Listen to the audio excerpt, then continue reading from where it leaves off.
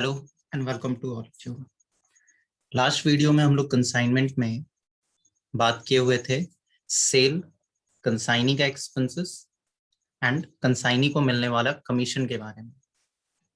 आज का अपना टॉपिक है normal and abnormal loss. Although जब हम लोग सीट बनाते हैं, कंसाइनमेंट अकाउंट बनाते हैं, तो वहां पे नॉर्मल लॉस कहीं पे दिखता नहीं है, अब नॉर्मल लॉस ही दिखता है बाई साइड पे, बाई अब नॉर्मल लॉस। बट उसको समझने के लिए पहले नॉर्मल लॉस को समझना जरूरी है। क्या होता है नॉर्मल लॉस? वीडियो को थोड़ा सा छोटा करने के लिए पहले से ही हम नोट बना के रख लिए ताकि थोड़ा सा वीडियो छोटा है। नॉर्मल लॉस का मतलब, नॉर्मल क्या होता है? देखिए, नॉर्मल मतलब वो चीज जिस चीज के लिए आप पहले से नोन है, जिस चीज के यूज टू है, पहले से प्रिपेयर्ड है, तो वो नॉर्मल हो जाएगा। डे टू डे लाइफ में आ चुका है तो वो नॉर्मल हो जाएगा। तो नॉर्मल के लिए अलग से कुछ एडजस्टमेंट करने का जरूरत नहीं पड़ता। जैसे अगर आपका नींद सुबह 6 बजे खुलता है तो आप 6 बजे बैठ के पढ़ नहीं सकते, आपको जरूर आधे घंटे का टाइम चाहिए होगा। तो बीच में जो टाइम चाहिए वो आपको पता है वो नॉर्मल है, वो तो लगना ही लगना है। हाँ, बट अगर पढ़ाई पे बैठने में आपका 6 पे उठ के 8 बज गया तो दैट मीन वो अब नॉर्मल हो जाएगा। तो normal is something which is known to everyone.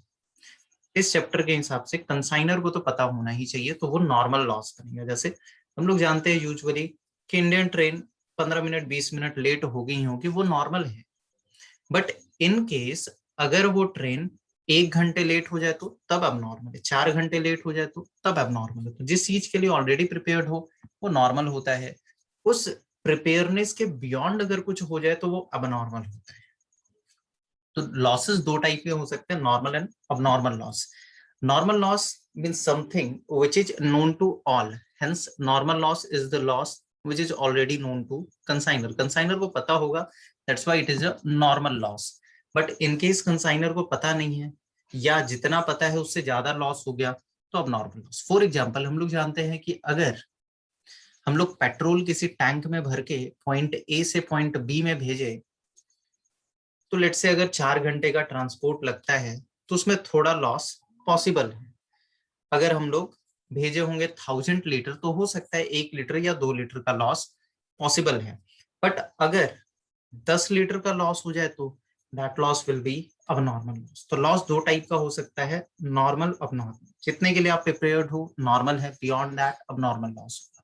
अब ट्रीटमेंट का बात आता है, क्योंकि नॉर्मल लॉस आपको पहले से पता था कि ये तो होगा ही होगा, सामान भेजने के पहले ही से पता था कि होगा ही होगा, तो इसके लिए सेपरेटली रिकॉर्ड करने का कोई जरूरत नहीं है, क्योंकि आप तो प्रिपेयर्ड थे ही रिकॉर्ड उस चीज के लिए। कितना लॉस होना है इसको कहीं पे भी हम लोग सेपरेटली रिकॉर्ड करके नहीं रखते हैं।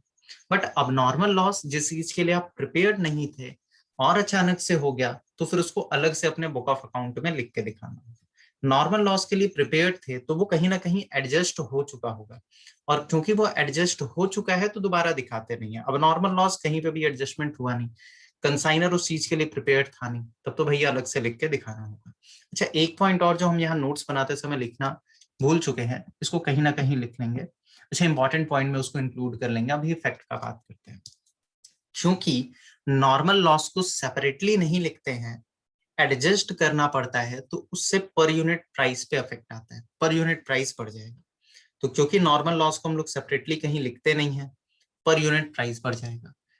बट अब नॉर्मल लॉस को हम लोग सेपरेटली लिखते हैं तो उसका प्राइस के ऊपर कोई असर नहीं पड़ने वाला है। तो ये कुछ डिफरेंस है बिटवीन नॉर्मल लॉस एंड अब नॉर्मल लॉस। क्या था? पहला, नॉर्मल लॉस आप ऑलरेडी नोन होते हैं, प्रिपेयर्ड होते हैं। अब नॉर्मल नोन नहीं होता है, प्रिपेयर्ड नहीं होते, उसके बियॉन्ड हो जाते हैं। ट्रीटमेंट, नॉर्मल लॉस को प्राइस में एडजस्ट कर देते हैं, उसको सेपरेटली नहीं दिखाते। अब नॉर्मल लॉस प्राइस के ऊपर इफेक्ट नहीं आएगा, उसको सेपरेटली दिखाना पड़ेगा। अब कुछ इंपॉर्टेंट पॉइंट क्या है? पहला, नॉर्मल, अब नॉर्मल लॉस निकालने के पहले नॉर्मल लॉस को एडजस्ट करना होगा। अब नॉर्मल लॉस को सेपरेटली दिखाना है, बट पहले नॉर्मल लॉस का एडजस्टमेंट होगा, देन अब नॉर्मल लॉस को हम लोग रिप्रेजेंट करेंगे। अब नॉर्मल लॉस, ऑल्दो लॉस है, और हम लोग जानते हैं कि लॉसेस जब हम लोग कोई नॉमिनल अकाउंट बनाते हैं तो उसको डेबिट करते हैं। पर जब आप कंसाइनमेंट देखे होंगे तो लास्ट क्लास में बात किए थे कि अब नॉर्मल लॉस बाई साइड पे होता है। बाई साइड पे ऊपर सेल लिखे, बाई साइड पे नीचे अब नॉर्मल लॉस लिखे, तो सेल किस हिसाब से अब नॉर्मल लॉस दोनों इक्वेट होगा? क्रेडिट साइड पे। सेल से तो इनकम होता है, अब नॉर्मल लॉस से इनकम थोड़ी, उसको तो डेबिट साइड पे होना चाहिए था। Expenses and losses are debited, debit side पे दिखना चाहिए था। बट इसको हम लोग क्रेडिट साइड पे लिखते हैं। ऐसा क्यों करते हैं हम लोग? इसको क्रेडिट साइड पे लिखने का कारण ये है कि इससे हम लोग अपना जो खर्चा है ना उसको रिड्यूस कर रहे होते हैं। जितना हम लोग गुड्स एंड पे खर्च किए हैं उसको रिड्यूस कर रहे होते हैं, और वापस से इसको डेबिट साइड पे हम लोग चढ़ा देते हैं, वापस से इसको डेबिट साइड पे हम लोग पुट करते हैं प्रॉफिट एंड लॉस में ले जाके। तो ये जाएगा अल्टीमेटली डुअल एस्पेक्ट के हिसाब से, लॉसेस तो है, बट पहले आप नॉर्मल लॉस कट करो, देन इसको पुट करो। देन लास्ट पॉइंट, जब तक क्वेश्चन खुद स्पेसिफाई नहीं कर दे कि ये नॉर्मल लॉस है, इतना नॉर्मल लॉस है, खुद से अज्यूम नहीं करेंगे। कुछ भी लॉस बोलेगा वो ऑलवेज अब नॉर्मल होगा, जब तक नॉर्मल लॉस स्पेसिफाइड नहीं हो। तो एक पॉइंट जो लिखना हम मिस कर गए हैं, नॉर्मल लॉस के बदले में इंश्योरेंस क्लेम मिल सकता है। फिफ्थ नंबर यहाँ पे ऐड कर देते हैं, insurance claim is receivable against abnormal loss only. सिर्फ और सिर्फ abnormal लॉस के अगेंस्ट में ही इंश्योरेंस क्लेम मिलेगा, नॉर्मल के अगेंस्ट में कभी नहीं मिलेगा, क्योंकि नॉर्मल तो सबको पता है ना उतना होना है। अब आते हैं कुछ एग्जांपल्स पे। पहले नॉर्मल लॉस के ऊपर एग्जांपल है। एग्जांपल क्या है? अच्छा, अगर इंश्योरेंस मिल ही गया तो क्या करेंगे? इंश्योरेंस अगर मिल गया तो उसको टू साइड पे लिख देंगे, टू इंश्योरेंस क्लेम करके कंसाइनमेंट में पुट कर देंगे, या बाई साइड पे जो अबनॉर्मल लॉस लिखेंगे उसमें से लेस भी कर सकते हैं। ये दो में से कोई एक ट्रीटमेंट चलेगा। एग्जांपल पे आते हैं। पहले नॉर्मल लॉस के ऊपर एग्जांपल है, बिल्कुल पहला example, X consigned 100 unit to Y costing 1000 per unit, loss of 5 unit और 5% नॉर्मल। तो है क्या यहाँ पे? एक्स कंसाइन करता है 100 यूनिट वाई को, 100 यूनिट, एक यूनिट का प्राइस 1000 रुपए है, और लॉस है 5 यूनिट का, चाहे इसको 5% बोल दे, जो कि नॉर्मल है। नॉर्मल लॉस को ऑलवेज हम लोग एडजस्ट करते हैं, इसको अलग से कहीं पे भी दिखाते नहीं है। तो होगा किस तरीके से ये एडजस्टमेंट का फॉर्मूला क्या है? तो सबसे पहले हम लोग देखेंगे कि हम जो यूनिट भेजे एक्चुअली में उसका कॉस्ट कितना है। 100 यूनिट भेजे तो 100 इंटू 1000, 1 लाख रुपए का कॉस्ट बनता है। 1 लाख रुपए का कॉस्ट बनेगा 5 यूनिट। अब हमको देखना है कि नॉर्मल लॉस हुआ कितने का? 5 यूनिट, चाहे 5% जो भी बोले। तो निकालेंगे कैसे? 1 लाख का टोटल कॉस्ट, 100 यूनिट भेजे हैं, बट 100 में से 5 यूनिट का लॉस होना ये तो नॉर्मल सा बात है, तो वो तो जाएगा ही जाएगा। दैट मीन मेरे पॉइंट ऑफ व्यू से हम जो यूनिट भेजे हैं 95 मान के भेजे होंगे, क्योंकि 5 तो वैसे भी लॉस होना आपको पता है ही, तो 95 ही मान के भेजेंगे। तो 1 लाख डिवाइडेड बाई 95 कर देंगे। 1 लाख डिवाइडेड बाई 95 करने से ये निकल के आता है revise price after adjusting normal loss. एक चीज याद रखेंगे, नॉर्मल लॉस होने के कारण टोटल कॉस्ट पे कभी असर नहीं आता है, कभी भी टोटल कॉस्ट असर नहीं करेगा। पहले भी 1 लाख था, अभी भी 1 लाख होगा। चेंजेस दो जगह पे आता है। पहले 100 यूनिट 1000 के रेट से हम लोग मान के चल रहे थे, नॉर्मल लॉस के कारण 95 यूनिट 1052 पॉइंट समथिंग के रेट से मान के चलेंगे। तो अफेक्ट टोटल कॉस्ट पे कभी नहीं आता है, अफेक्ट आता है number of unit and price या कॉस्ट पर यूनिट के ऊपर, ये जरूर याद रखेंगे।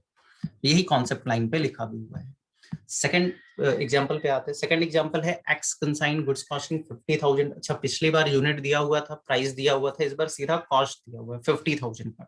नॉर्मल लॉस 2% होगा। अच्छा, इस बार यूनिट नहीं 2%, बट बता रहा है कि वो 2% 4 यूनिट का बराबर का बनता है। 2 unit 2% is equal to 4 unit, मतलब टोटल 100% कितना यूनिट के बराबर होगा? तो अगर 2% का नॉर्मल लॉस है और ये 4 यूनिट के बराबर है, 4 यूनिट इज इक्वल टू 2%, तो 100% इज इक्वल टू 200 यूनिट। ये इस तरीके से 200 यूनिट आप टोटल भेजे होंगे। तो अगर 200 यूनिट टोटल भेजे होंगे तो फॉर्मूला क्या था? फॉर्मूला था total cost divided by total unit minus normal loss. ऊपर की तरफ देखिए यही किए थे हम लोग, total cost divided by normal unit, total unit minus normal loss, put करके निकल गया पर यूनिट। टोटल कॉस्ट कभी नहीं बदलेगा, नंबर ऑफ यूनिट चेंज हो जाएगा, कॉस्ट पर यूनिट चेंज हो जाएगा। थर्ड क्वेश्चन, एक्स कंसाइन करता है 50,000 का सामान टू वाई, नॉर्मल लॉस 2% है। अब देखें, निकालने के लिए नंबर ऑफ यूनिट तो चाहिए ही चाहिए। नंबर ऑफ यूनिट निकालने के लिए या तो कोई हिंट दे दे डायरेक्टली, या तो प्राइस दे दे, प्राइस भी देता तो डिवाइड करके निकाल लेते।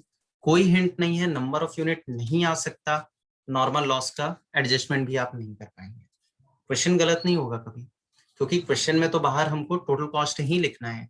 चाहे हम ऐसे लिखें 95 इंटू, ऊपर था ना कहीं पे, 95 इंटू 1052 करके लिखे तो भी 1 लाख ही बाहर निकलेगा, या 100 इंटू 1 लाख लिखे तो भी 1 लाख ही बाहर निकलेगा। तो बाहर तो 50,000 ही निकलेगा, अंदर का कैलकुलेशन करके नहीं दिखा सकते आप, क्योंकि नंबर ऑफ यूनिट अवेलेबल नहीं है। अब आते हैं अब नॉर्मल लॉस में। एक बार 2-4 बार इस वीडियो को देखिएगा, खुद से प्रैक्टिस कीजिएगा, कैचअप कर लेंगे। अब नॉर्मल लॉस मतलब over and above normal loss, normal loss से ज्यादा अब नॉर्मल होगा। अब नॉर्मल लॉस दो चीजों को मिला के बनता है, पहला होता है कॉस्ट पर यूनिट, दूसरा होता है कंसाइनर का खर्चा। Proportionate cost per unit and proportionate consignor expenses. Proportionate cost per unit जो होता है वो आफ्टर एडजस्टिंग नॉर्मल लॉस होता है। Always proportionate cost is after adjusting normal loss. पहले ही इंपॉर्टेंट पॉइंट में लिखे थे कि पहले नॉर्मल लॉस का एडजस्टमेंट होगा, तब हम लोग कॉस्ट निकालेंगे। Mr. X consigned 100 unit to Y. Cost price is ₹20 per unit. Normal loss is 2%. Consignee received 95 unit. कहानी क्या है यहाँ पे? कहानी ये है कि मिस्टर एक्स 100 यूनिट भेजता है, उसको पता था कि 2% का तो नॉर्मल लॉस है, मतलब 2 यूनिट का तो नॉर्मल लॉस है, तो वो तैयार था कि 98 यूनिट कंसाइनी तक पहुंचेगा। बट कंसाइनी बोलता है कि 95 यूनिट पहुंचा, 3 यूनिट कहाँ गया? रास्ते में खत्म हुआ होगा, अब नॉर्मल लॉस है। 2 यूनिट तक नॉर्मल, 3 यूनिट पे अब नॉर्मल, टोटल 5 यूनिट का नुकसान हुआ ना। 100 भेजे थे, 95 मिला, टोटल 5 का नुकसान है, बट 5 में से 2 तो नॉर्मल ही है, 3 का अब नॉर्मल। तो सबसे पहले हम लोग एडजस्ट कर देंगे नॉर्मल लॉस को।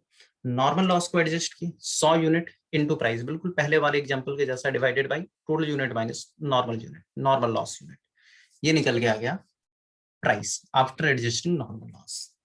अब कितना यूनिट का अब नॉर्मल लॉस हुआ है? प्रोपोर्शनेट करना मतलब नंबर ऑफ यूनिट अब नॉर्मल लॉस आपको पता होना चाहिए, तभी आप प्रोपोर्शनेट कर सकते हैं। निकलेगा कैसे? 100 यूनिट भेजे थे, 95 मिला, 5 यूनिट का लॉस, 5 में से 2 तो नॉर्मल है। अब नॉर्मल कितना? 5 में से 2 नॉर्मल है, तो 3 का अब नॉर्मल होगा। ये सुनो, वैल्यू कैसे निकालेंगे? आफ्टर एडजस्टिंग प्राइस कितना बना था? 20.408, 20.408। नॉर्मल लॉस कितने यूनिट का? 3 यूनिट का, कर दो मल्टीप्लाई, हो गया काम खत्म। अब नॉर्मल लॉस इतना ही निकल जाएगा, 61225। इनकेस अगर इसके ऊपर कुछ इंश्योरेंस होता तो let's say insurance equal to 50 rupees, तो फिर हम 50 माइनस करके बाई अब नॉर्मल लॉस बाहर निकाल रहे होते 11.25 अगर होता।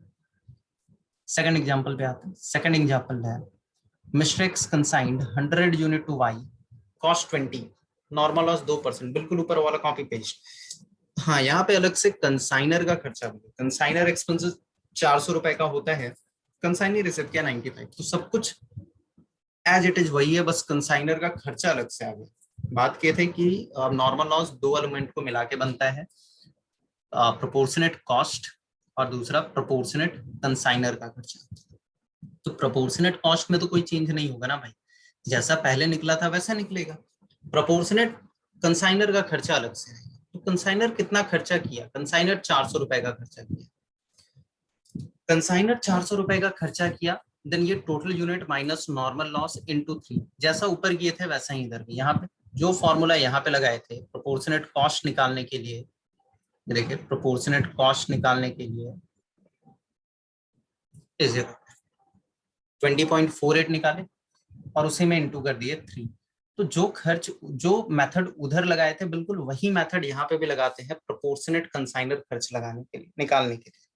टोटल खर्चा divided by total unit minus normal loss into अब नॉर्मल लॉस का यूनिट। अगर फॉर्मूला वाइज लिखना चाहें तो देखिए फॉर्मूला होता है क्या दोनों के लिए? फॉर्मूला होता है टोटल एक्सपेंस या टोटल कॉस्ट, टोटल कॉस्ट लिखे चाहे टोटल एक्सपेंस लिखे, divided by total unit, short में लिख रहे हैं थोड़ा सा, माइनस नॉर्मल लॉस का यूनिट इनटू अब नॉर्मल लॉस का यूनिट। एक फॉर्मूला, काम खत्म, पुट करके निकाल दिया। बट अब दिमाग में आएगा आपके 2 सवाल। पहला सवाल ये कि जब हम लोग कंसाइनर का खर्चा ले रहे हैं भैया, तो नीचे नॉर्मल लॉस को काहे माइनस किए। पहला सवाल ये आएगा माइंड में कि नॉर्मल लॉस को क्यों एडजस्ट करते हैं, और दूसरा सवाल ये कि कंसाइनर खर्चा को जोड़ते ही काहे हैं। तो ये दो सवाल आएगा यहाँ पे कि कंसाइनर का खर्चा अब नॉर्मल लॉस में क्यों जोड़ता है प्रोपोर्शनेट, और क्यों हम लोग कंसाइनर एक्सपेंसेस को आफ्टर एडजस्टिंग नॉर्मल लॉस निकालते हैं। दोनों का जवाब सुने। लॉजिक ये है कि जब हम लोग एक्सपेंसेस नॉर्मल लॉस को एडजस्ट कर रहे होते हैं, तो उसका लॉजिक ये है कि क्योंकि कंसाइनर जब सामान भेजता है, तो सामान भेजते के समय ही उसको पता है कि नॉर्मल लॉस कितना, भेजने के पहले ही से पता है उसको कि नॉर्मल लॉस कितना होगा, 2% 5% कितना होगा, कंसाइनर को तो पहले से पता है। और खर्च जो होगा वो उसके बाद करने वाला है, सामान भेजेगा तब जाके खर्चा। मतलब सामान भेजने के पहले से हमको नॉर्मल लॉस का पता है, और उसके बाद हम खर्च करेंगे। तो जब उसके बाद हम खर्च कर रहे हैं, तो फिर हमको उसमें भी प्रिपेयरनेस दिखाना होगा कि नॉर्मल लॉस के लिए हम तैयार हैं, कंसाइनर के खर्चे पे भी। अगर ये चीज हमको पहले से पता नहीं होता, कंसाइनर खर्च करने के पहले से पता नहीं होता कि नॉर्मल लॉस होगा, तो हम एडजस्ट नहीं कर सकते थे। जो लॉस पहले से पता है वो तो ऑलवेज एडजस्ट करना पड़ेगा ना, जैसे प्राइस में एडजस्ट करते हैं, भेजने के पहले से पता होता है तो प्राइस में एडजस्ट किए, भेजने के पहले से पता है तो कंसाइनर खर्चे में भी एडजस्ट किए, सेम रीजन। अब दूसरा ये कि कंसाइनर का खर्चा क्यों पार्ट बनता है, ये ज्यादा इंपॉर्टेंट रीजन है, इसका लॉजिक ज्यादा सही समझना है आपको। इसको ऐड करने के पीछे का लॉजिक ये है कि क्योंकि 2 यूनिट के लिए तो आप ऑलरेडी तैयार थे कि लॉस होगा, जिस कारण से उस 2 यूनिट के ऊपर का खर्चा अब बाकी के 98 यूनिट के ऊपर एडजस्ट कर दिया, डिस्पर्स करके एडजस्ट कर दिए हैं।